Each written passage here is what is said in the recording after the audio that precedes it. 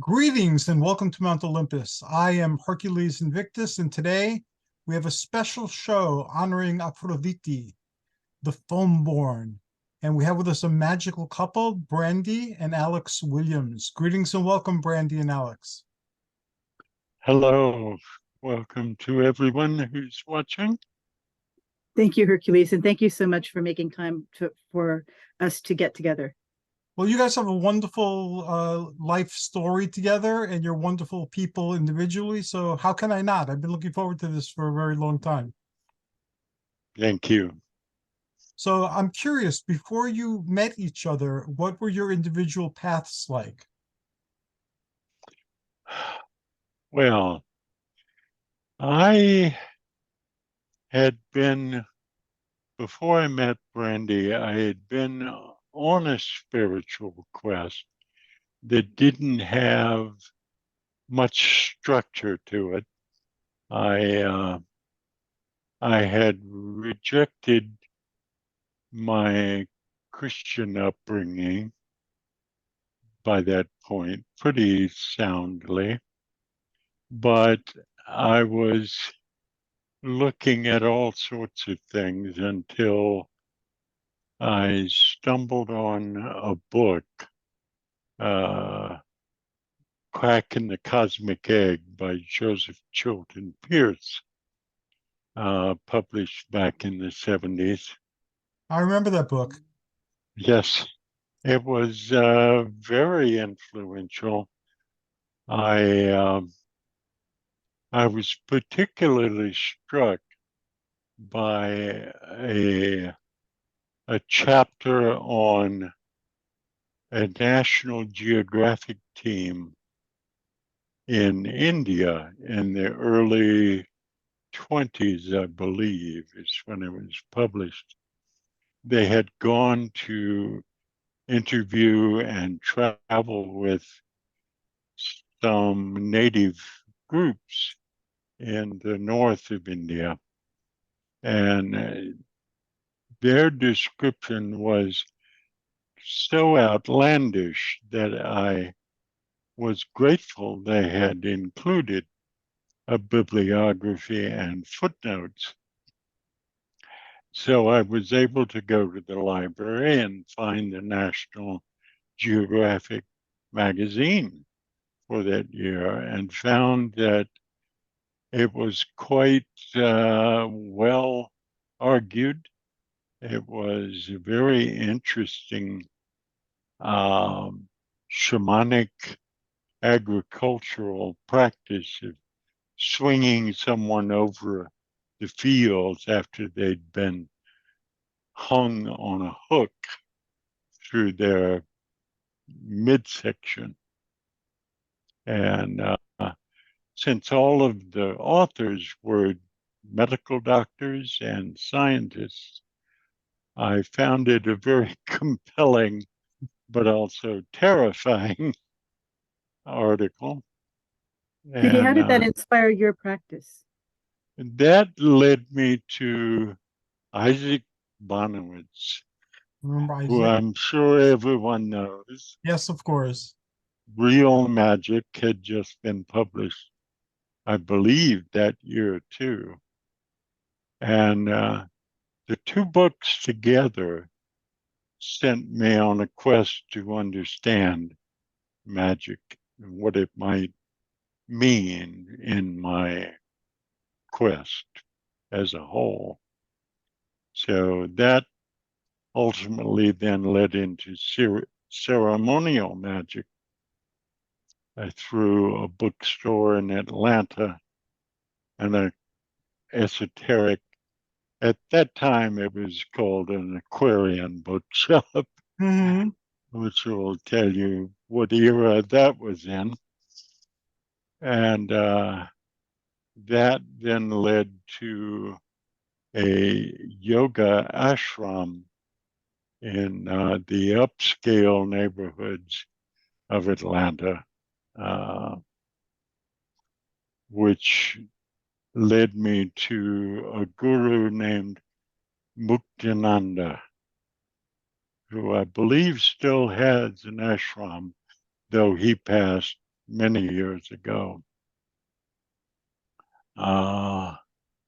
And I received an initiation through Shaktipat of his slippers he had left at the ashram on a visit. And later, within the next month or so, I had a vivid dream of Muktananda coming to me and tapping my forehead with the peacock feather, which is the more standard in-person initiation. Was given a mantra to Shiva and has gone on from there to finally return to a tantric practice in the last 30 years or so. And that really just that really describes Alex. As when I met him, he was a ceremonial magician and a yogin, so that was where he was. And then you asked us, so I can tell you like briefly what my practice was before I met Alex. I started studying witchcraft when I was 16 and received an initiation, first degree initiation. And I did do some study of ceremonial magic, although it was pretty male dominated and somewhat misogynist. So I really stayed with witchcraft. So when I met Alex, the thing that happened between us was that we showed each other what each of us knew. So I showed him witchcraft, and he showed me ceremonial magic and yoga, and that brought our practices together. So we met in 1981. And ever since then, we sort of merged our practices. And ever since then, that's how our practice has moved forward. We have ceremonial magic, witchcraft, and the tantric practice. So that's one of the things I think that is very interesting about talking to magical couples, how they influenced each other, and then how that coupleness influences the people around us. And how did you describe the foundation of your magical practices and how they started coming together? How did the Olympians come into the picture? That's very interesting. I mean, in ceremonial magic, there's a lot that happens with the Kemetic or Egyptian deities, but not so much the Greek. That's really more it came in with witchcraft. And you and I have talked to Jason Mankey at some Yes. length. In Witchcraft and Theurgy, the show Witchcraft and Theurgy, we interviewed Jason Mankey about his book and Estrella Taylor's book on witchcraft with the Hellenic gods. And he really sees Hellenic deities as being very structurally embedded in witchcraft. So I think that's where it was. Alex, do you remember us doing anything with the Olympians when we first, like during our first 3 years? During our first 3 years, I attempted during those years, I think, to make an emotional connection, a deeper connection, but I don't think I ever really succeeded in that connection.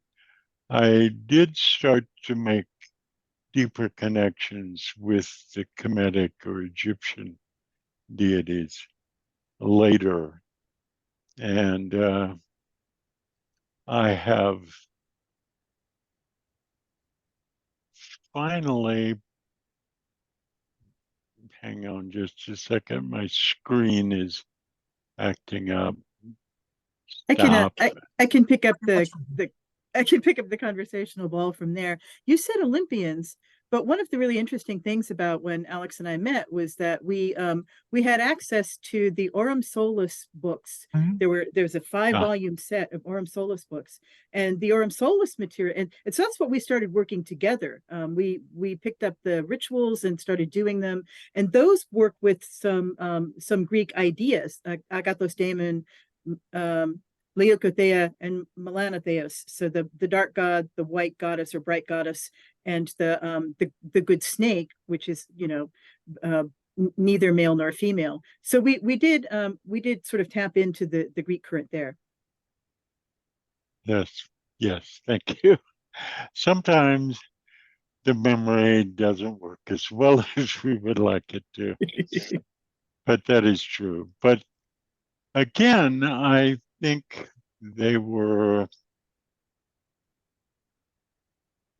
slightly more intellectual than emotional in my connections. I was still at that point searching for a deeper emotional, spiritual connection, which I ultimately found in the Hindu tantric deities. Yeah, I get that very strongly, the affinity with the Vedic deities that comes out in conversations with Brandy after all these years too.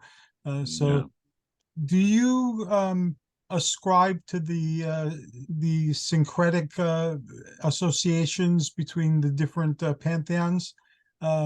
This was brought up a few days ago by Cleo, you know, in terms of hard polytheism and soft polytheism. I'm kind of like wherever your head is, you know, wherever your journey is taking you, I can understand why you see what you see, and that's fine. But some people feel very strongly one way or another. Since you've worked with deities in different cultural versions, how do you feel about that particular point of argument?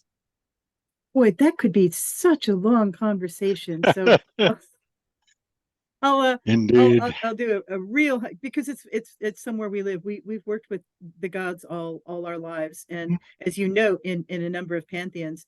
I think in my earlier days, I worked to find connections, and I saw connections. I hit a point where I went to my shelf, my magic shelf, and said, I have to sort this. And I took all the Greek deities and put them here, and all the Egyptian deities and put them here, and all the Hindu deities and put them there. And I said, you know, it's also important to reach to approach each of them on their own terms. What I think, more than having connections in terms of who the deities are, the connection is how we approach them. The same methodology works by and large with almost any pantheon that I've connected with. I say by and large because it's really important with the African pantheons to approach them on their own terms, especially since there's this sort of colonialization that we have to pay attention to. So it's really important to approach each pantheon on their own terms. But the techniques themselves, the theurgy stays the same pantheon to pantheon for me. And Alex, what did you think? I have a very multi-dimensional approach to the deities in that regard. I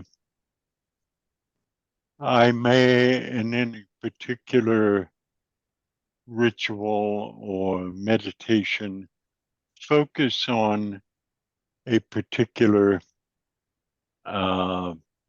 tantric goddess or god, but ultimately I do believe there are certain connections between all of the different cultural differences. There's still connections between, say, Lakshmi or Durga and Sekhmet. They're not the same goddess. They do come from different cultures, and the way you approach them should reflect that cultural difference. But at root, I believe that they are connected. As I believe in certain respects, Krishna and Jesus are connected. That it certainly doesn't look that way on the surface, but if you follow Ramakrishna and Vivekananda's understandings of the religious spiritual path, they all lead to the top of the same mountain. So that's where I am.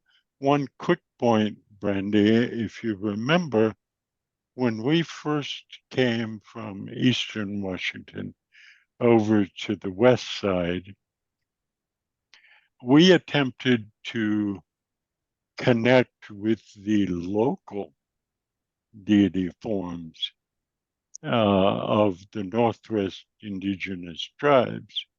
And I think we made a good deal of useful practice in understanding the directions, the animals that might be connected to those directions. The fact that the sun rose in the east and set in the west was the same. But as we discovered with Rhea, if you're in the south, the seasons are reversed. And she was one of the people who gave us the idea that you have to have a practice grounded in your own place, and Yeah, and that can be different. Yeah, sorry. no worries. And I think that there are two things that you said that are really important. One of them is that you have to ground your practice in place, and that was what we did. We moved to where we live now, and we sought to understand what the land was doing. We also, I had forgotten that you mentioned this. We had also tried to connect with indigenous ideas and customs and put them into our practice, and that's something I very much do not do today. So we live on ancestral Suquamish land here. Our house is on those ancestral lands. And the Suquamish tribe has specifically asked us not to try to understand their practices because they were outlawed until the 1970s. And the people who talk to us say, that's in my memory, and it's just too soon for us to share our religiosity with you. So these days, Yes. I would not follow that path. And it's kind of an interesting thing too, talking to people who've done magic for like 40 years together, how our paths have changed. But I wanted to pick that up because yes, we did that then, and I wouldn't do that now. Yes, I agree. And obviously, you both learned a lot from each other, and it seems that you did things together, and then each of you had your own particular areas that you explored on your own. Am I correctly assuming that? Yes, that was to some extent true. We have always practiced together Yes. on our mutual coincidences of path. We started a group, a ceremonial magic discussion group here locally, and that became a coven. Our coven was founded in 1984. So the coven has met with what we missed one date in this entire time. I was really mad they didn't let me reschedule. I forgot to schedule it. So we've been meeting continually, and that coven and our connection is what's driven the magic around all of our friends. We've done a number of things with huge amounts of people, and it all comes from that core of the magic that we do with each other. So we do work together. And then Alex has always still worked with the tantric deities. He'd be off in his room doing chanting while I was, building pagan festivals over in the corner. And of course, he's not invited to Sisters of Seshat. So there are some places that we go. Also, we've done some witchcraft initiations together, and some separately. And in the ceremonial work, we worked together in Ordo Templi Orientis for 20 years. And we were the three of us, me and Alex and Ted, formed a mass team. So you have to have three people to do the Liber 15, the Gnostic Mass. And we did the Gnostic Mass together for most of that time, maybe 15 years. So it's both and. There's a lot of magic in our lives, and some of it's together, and some of it is our own work. And what did you learn most from each other? Because despite your resonance and all the work that you did together, you're individual, people, and I'm sure you learned something of great import from each other. What would you say that was? When I started working with Alex, he's 7 years older than me, and when I was 20 22 or 23 when I met him that was really significant. And then there was a big period of our lives where that was not significant anymore. And now it's become more significant as I'm significantly younger, and I can care for him as he's disabled, right? So I looked to him initially as a teacher, and he did teach me a lot. He taught me my first mantra. He pointed me at ceremonial work. And I was also teaching him too. I was teaching him witchcraft. And then, so that's the knowledge stuff. What I've learned from my heart, from the heart stuff, is that Alex he's this hugely mystical person. It's really it's always been difficult to get him to like connect to the material world because his eyes are always on eternity, you know. So he's taught me a lot, just in terms of connecting to the divine in myself and connecting every moment to what's happening in the world around us. And then as he's going through his current journey. So Alex has, do you mind if I say this, honey?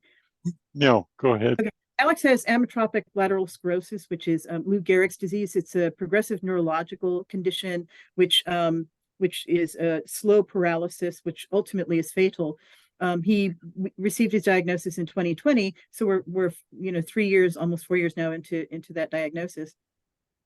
So what he's taught me, as a person who's handling this, is how to be graceful in the face of great difficulty. And he has caregivers. We have 2 caregivers a day who come in and help with him, and every one of them fights to work with him because they love his heart. Some of them they've sat at his feet and learned from him like a teacher. So wow. it's really lovely. He doesn't complain. He doesn't rage about fate. He says every day is important, and you have to wake up in the morning and see what you can do and then enjoy that day. So I've learned that from him. And so I once again, at the end of our lives, at the end of our journey together, I'm once again learning from him as a teacher. Wow. Yeah. Thank Alex? you. I think the most important thing, if I had to boil it down, which I probably will try to do, is I learned to appreciate not only the craft, but I learned to appreciate the goddess and mother through her more than any other single individual on this planet. And that's the largest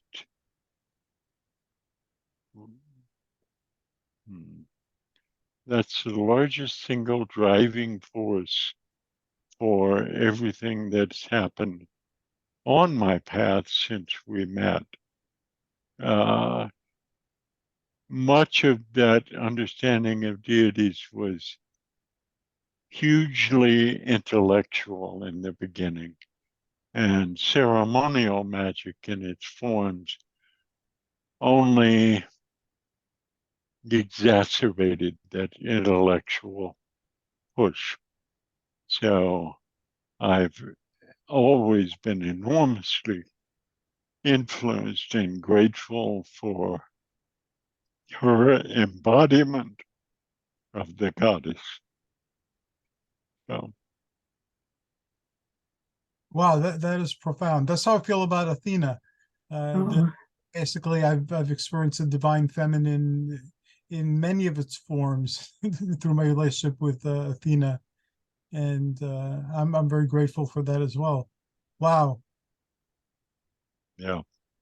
And you guys have, from what you've shared, have been involved with many groups and have your own groups. How many groups have you participated in and created during the course of your journey together? That's so hard. Well, 2 major groups, the Coven, which is a combination of ceremonial and craft understanding and practice. And the OTO was strongly influencing us for many years. The Lima as a whole has taken its place there that the thelemic understanding. But we've taught in a number of situations over the years, both in festivals and in private courses that we developed after we first came to Seattle in the mid-'80s. And that teaching, I think, taught us as much or more than we taught them. But the festivals were a large part of our lives for a number of years, and the ability to connect with people was almost as important as the individual coven and OTO connections, although all of it, I think, was because of the service that it gave us the opportunity for. Yeah, that's a good point. I mean, when you say groups, there was a period of our lives in the 90s, everybody was doing festivals, right? And we organized with our friends, 10 of them. We did the Eleusinian Mysteries, Dionysian Mysteries, and Alex and I did the Sumerian Sacred Marriage, where we embodied Inanna and Dumuzi in a festival context, and did a sex magic working where we channeled the energy of the people there. So it was a time. So group is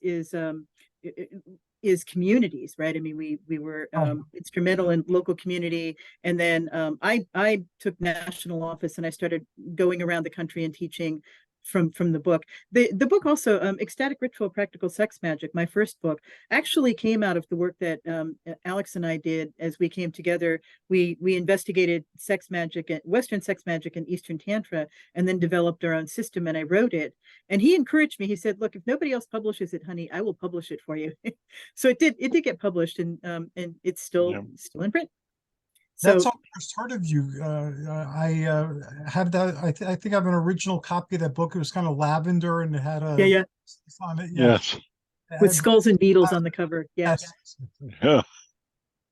So, That Alex, did you write any books, or did you any articles, or? No, I wrote several lesson plans for some of the classes that we have done, but no actual book or articles. It usually goes the other way around, right? Where you have a man who has a woman in the background who's been helping. In this case, I am the woman out front, and I've got a man in the background who the work has really always been a joint work with us. Mm-hmm. Yeah. I feel like I've had a reasonably strong influence on what, and even to some extent how she writes about it. I definitely have strong encouragement for the work she's doing. I think it's going to be profoundly influential. I believe so as well. I'm a big fan of Brandy's writings, and Brandy as a person. Athena and I are that way too, except it's reversed. I'm the one out there being visible and doing all these stuff. I think she's there every step of the way, but she's just not visible. And I'm always reminded of the metopes in Olympia, in the Temple of Zeus, that show the labors of Hercules. Athena's in all of them, but she's not in the stories that are that are told for the most part, except for the rattles with the Stymphalian birds. Where she makes a quick entrance and then exit. But yeah, we're a team, and everything I do, I owe to things we're doing together, or talked about, or lived through, or. So it's great to have that. That's one of the greatest gifts of life, I found. I think that's why it's interesting to do conversations with magical couples. And I encourage you to see if you can get Athena to be on camera with you. It would be very fun to see that conversation. I will ask her again. I'm not holding my breath, and I respect whatever she wants to do. Exactly. Now, what would you say your like divine gift is? Because everybody, I believe, has something, like mine seems to be keeping conversations going. Yeah, that seems to be an aspect of what I do. And I did an exercise once when I was doing vocational counseling for a bunch of decades, where try to summarize what your life is about in 2 words. And mine was living mythology, because I'm actually living mythology, and then everything I do is somehow connected with living mythology. I'm not going to ask you to find 2 words to describe what you're all about, but what would you say you're all about? Use as many words as you'd like. Would you like to go love first, love? I was giving you the floor. Oh, okay. I can take it. I can actually boil it down, I think, into 2 words, and they would be the Sanskrit nada Brahman, the sound of the word and the sound of the notes with a capital N. Music has been a lifelong pursuit, and one of my first major understandings was how powerful music and sound were in magical practice. Yeah. Yeah. So you're the living embodiment of that particular way of experiencing the universe. I try. I do my best. Thank you very much. And Brandy? Yeah, and I want to say, behind Alex, he's got his altar on the wall, and the statue at the very top, the black one. You probably can't see it too well, but it's Saraswati, who is the player of the veena, and she is the one who gives the word, the language Sanskrit, and also gives music, and the sound itself is magic. So Alex is a devotee of Saraswati, and so am I. And I think that's such an interesting question, Hercules. Such an interesting way to put it. And I think I did it one of those corporate things where they assess like what your skills are, and I came out as a pathfinder and leader. I'm really good at going ahead, right? I'm always like ahead of like at the cutting edge of what we're figuring out. And I'm actually pretty good at explaining it. I did a stint, a part of my career as a newspaper reporter, community newspaper reporter. So I would go and take like a 500-page document and write 500 words that explained it to people, right? So that's kind of what I think. I'm a child of Hermes in that. I explore and I explain what I'm seeing. That's for sure. Yeah, I find that it's good to be attuned to what you're all about, because this way, if you stray off point, it's easy to get yourself back on point, because you know who you are, you know what direction you're going in, and it's very easy to find your way back to that. And I know now I'm in my 60s.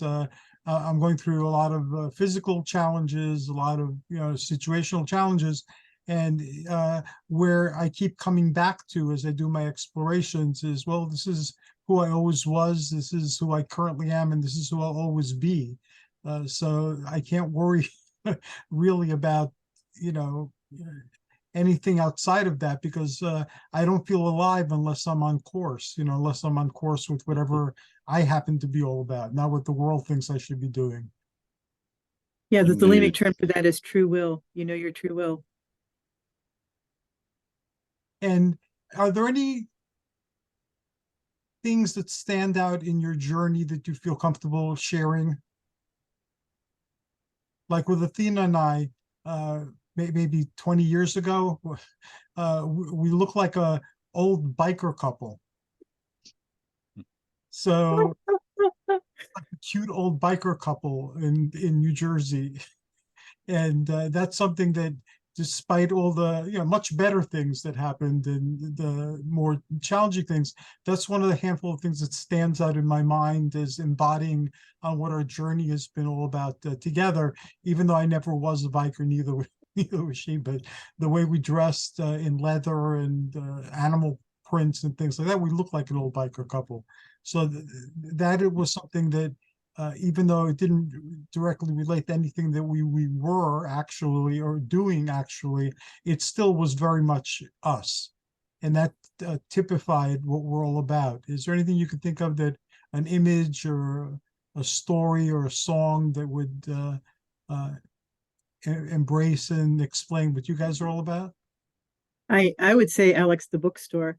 We when Alex retired from working life, we bought a bookstore and he ran it for 4 years, and I came in with marketing, and it was you said image, and I have an image on our Facebook page of the two of us in the bookstore, and he had this little hat that he wore, right? So and it sort of embodies like who we were. We're people who have information and share information, and then just books. The whole publishing industry has just been so important to us.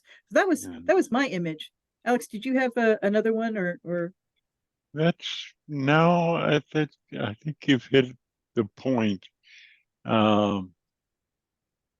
When I first came to, well, no, I have always been attracted to bookstores as some of my favorite places to be. And I discovered in Seattle a bookstore where I could also drink coffee for hours on end and read books, whether or not I'd buy a book, go down to the basement cafe and drink coffee for 2, 3, 4 hours.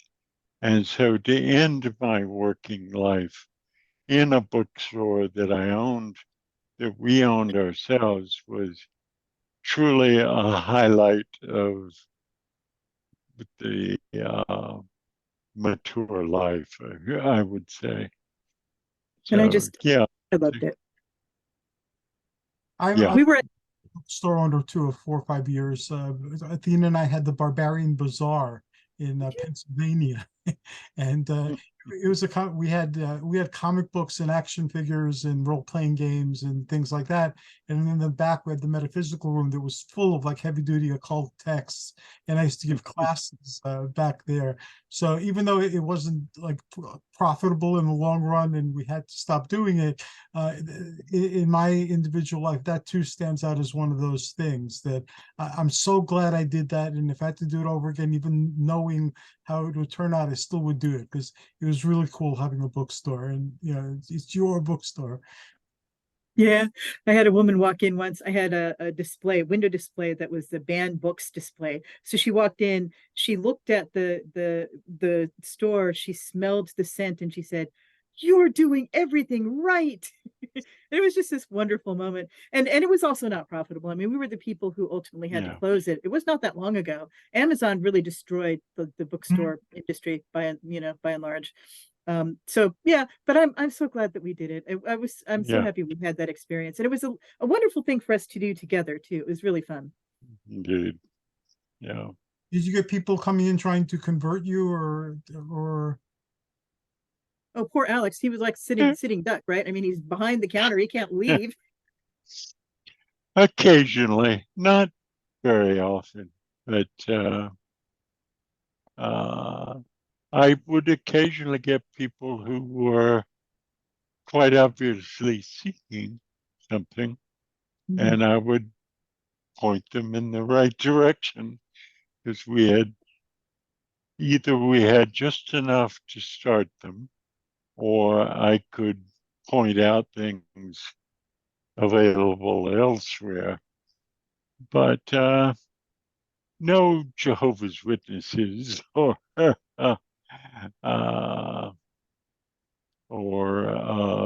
Mormon missionaries. Once, I think, maybe at a GW, but most people were pretty much solely interested in books. One of the interesting things was that we tried to have every kind of book. So there was a little section that had some pornography, because it's a community bookstore. Right. And so where it came across my limit was when a book came into it's a secondhand store, right? So people bring you books and then take out books. I thought of it as a lending library with the tariff, where you could get half price off of your books with the credit, right? But there was a book that came in that was a rapture book, which is a genre where it imagines that everyone's left behind. Yes. yeah, left behind. And I know left behind. kids who grew up believing that that was going to happen to them, and it's an incredibly destabilizing thing for a kid to grow up with that. So stories where teenagers are imagined like living after their parents have gone to heaven, I said, I'm not selling that, and we threw it in the trash. Yeah, I yeah. had a section for Christianity too, and so I used to have those Lake Larry, Planet Earth, and Left Behind, and you know, people used to come and look through those. I comparative mythology. We had people coming and trying to evangelize because we were obviously an occult oriented store, and Athena had no patience, but I like talking to people, so so I get into conversations. And I remember I found like these words that came out during conversation. They've proved effective ever since. You know, when someone questions my Olympian spirituality, I tell them that the Olympians are the gods of my fathers, and I don't go whoring after foreign gods. That's what they advise. Excellent. So Well done, well done. Excellent. wow, we have to have a bookstore show and talk about the bookstore stories, because I'm sure there's hundreds more aside from those. Now, a lot of people I found in my life that if you don't have spiritual affinity, there are problems that you might not foresee at the beginning that come in later on, because you know you're not going to the same heaven, or you know some of the customs that are familiar to people whose families belong to different viewpoints and who still ascribe to those viewpoints. It creates all sorts of tensions in a relationship. And I'm very fortunate in, like you, I found someone who's, you know, again, she's into her own things, you know, which I'm not into. I'm into things she's not into, but generally we're into the same thing together. And so I found that that's made life a lot easier because of that, because we're sharing an overall spiritual perspective. Those have been my experiences. I don't know what your experiences have been, but what would you recommend to people who are going on their journey together, and a large part of that journey is spiritual and magical and metaphysical? What type of advice would you have for them?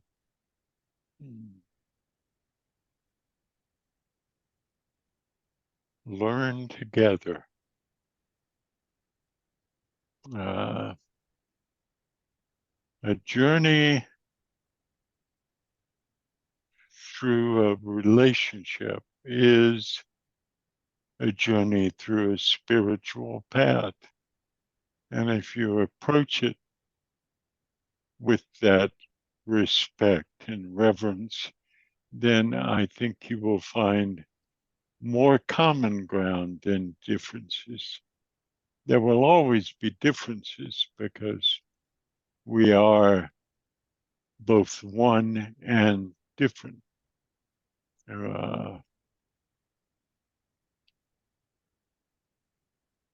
But yeah, I think it's the most important thing is to attempt to learn together. And you can disagree about the various levels of importance of your own view versus your partner's view. But respect, honesty, and truth will always win out.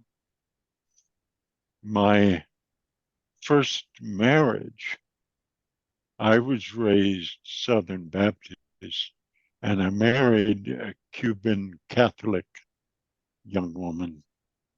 And that lasted 2 short years because the cultural differences were vast.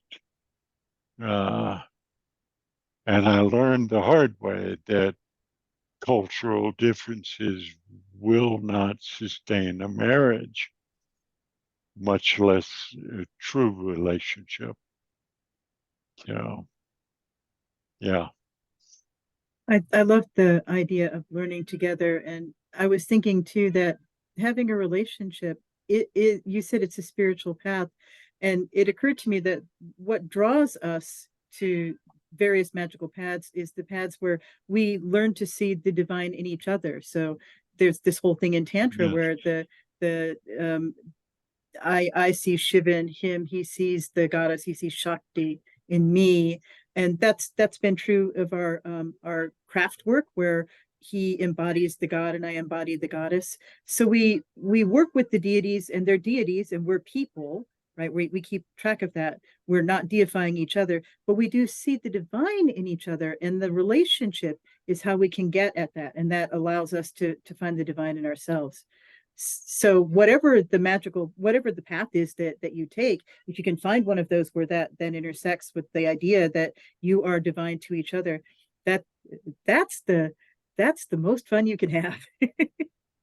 Oh, Yeah, the way I put it is that if you can understand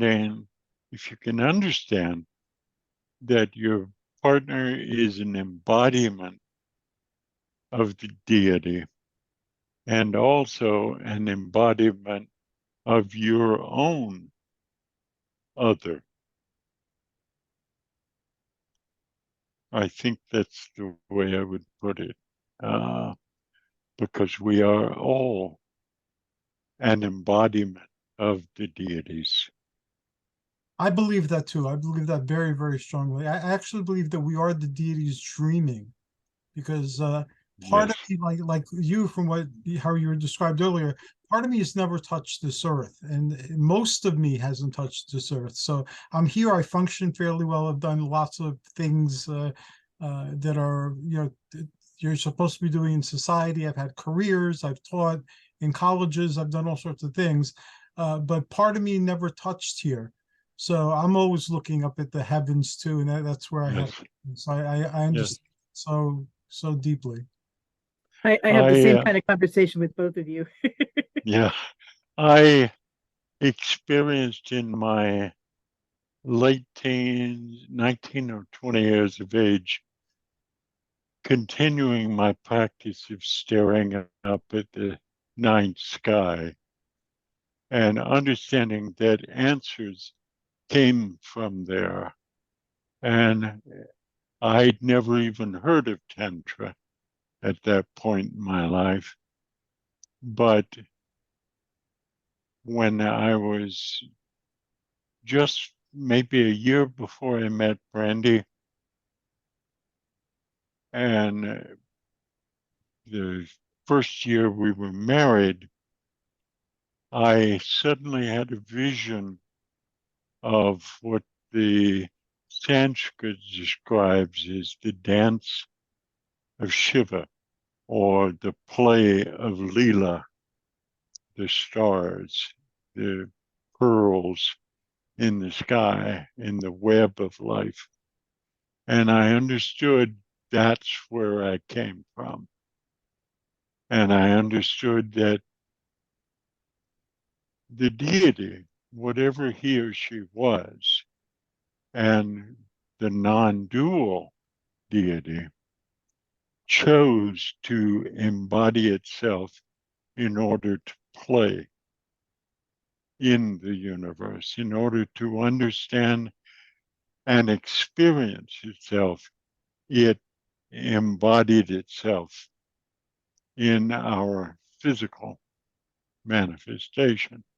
And that was a profound change in my understanding, probably the largest in my life.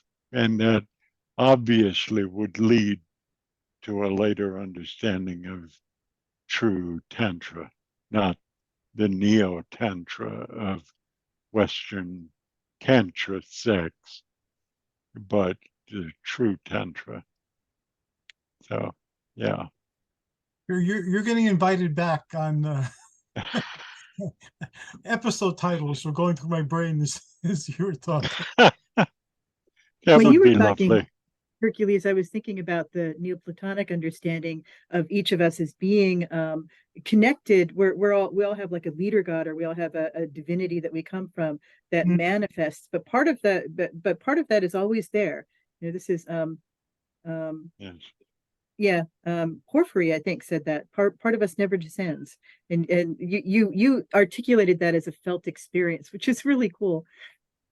Oh, thanks. Yeah. Yeah, I can't feel otherwise. That's pretty much how I happen to think and feel. But I'm enjoying this conversation so much that I don't want it to end. We only have like 12 minutes or so. So Alex, you have an open invitation. Whenever you feel like discussing deep things, Brandy, and if you want to bring some more people into it, I would be greatly honored to have these conversations again in the future. That would be lovely, Hercules. Thank you. Maybe you guys can have a conversation and I'll sit it out. You can just the two of you can just talk mystics together. And think of a title, Alex. I will give it a shot on the titles. Thank you very much. Thank you. And Brandy? Yes. Oh, I forgot the question. What's your next question? Yeah. I You were do just saying, that. oh, I like talking to you guys. We only have a few minutes, so you get one more question, I think. Covered the questions, and we went off on some other questions. Yeah. But in terms of what would you like to do to the world, or with the world, or give to the world, contribute to the world, that would make it a better place than the world that you've been given and had to create in? I don't know if that's making any sense. I believe we're here Well, to create, and the creativity is almost divine attribute, because we can take something that's nebulous in there and we can make it something. Like this podcast, for instance, it started with a bunch of ideas and things floating around in my head, and then eventually it started and it's developed and it grows, and so this becomes part of what I'm giving the world, because a lot of people let me know that they never thought about a lot of the things that we discuss in these podcasts, and they never knew that there were people who were doing the things that they were sharing on the podcast. So that's one of the things I'm doing to increase communication, and that's my gift to the world. What would you say your gift individually and collectively is to the world, or what would you like it to be? Alex, I want you to talk about your music, and I think that maybe that's the thing you and Hercules can talk about if you were having a conversation by yourselves. You talked about the Nada Brahman, the note, the universal note, music of the spheres, and you can talk about music for forever. I know that you're not performing now, but you did perform for your whole life, so you might focus on that. I pretty much have done that, particularly since you and I met. Before that, music was much more intellectual, goal-oriented, and practically oriented. Once I had a certain spiritual understanding,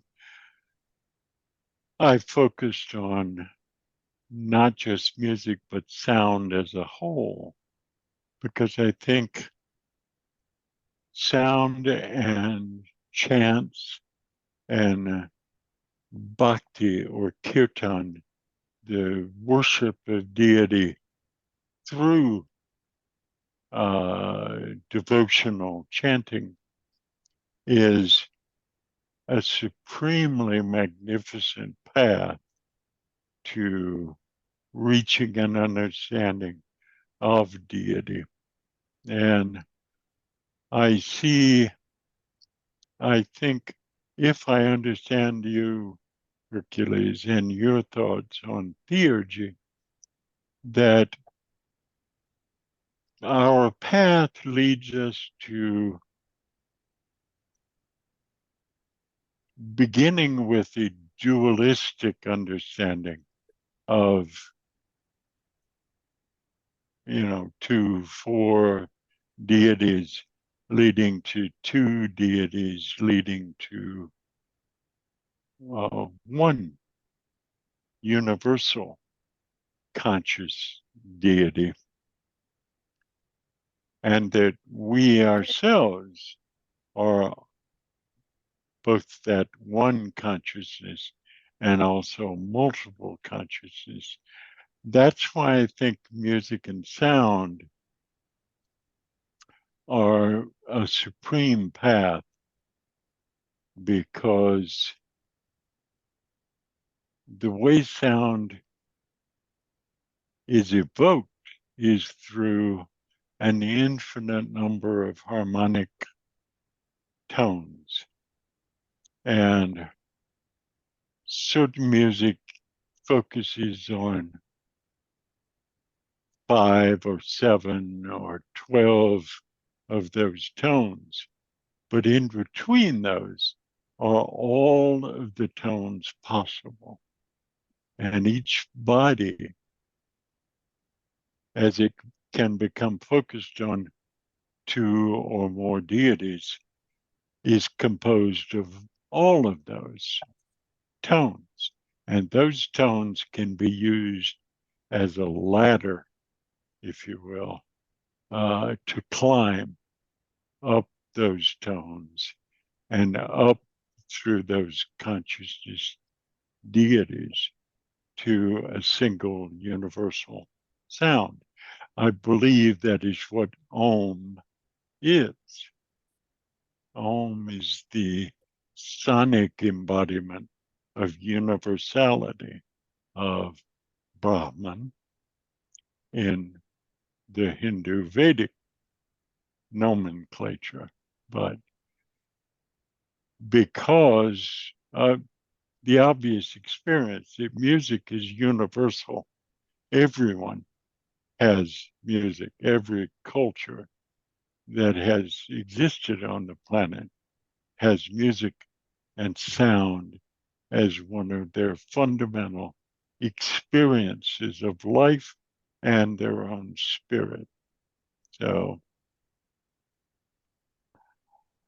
I don't even know what that was an answer to at this point. What did you have? Sorry.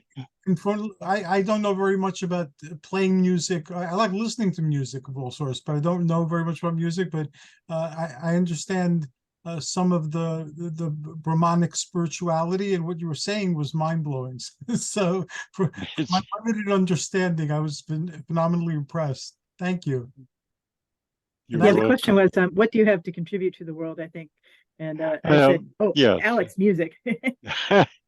Music, and every conversation I have with anyone who shows any interest at all in, say, my altar behind me, I try to impart an understanding that they themselves are spiritual beings who are connected to every other human being on the planet, and that if they are doing anything, that is what they need to focus on.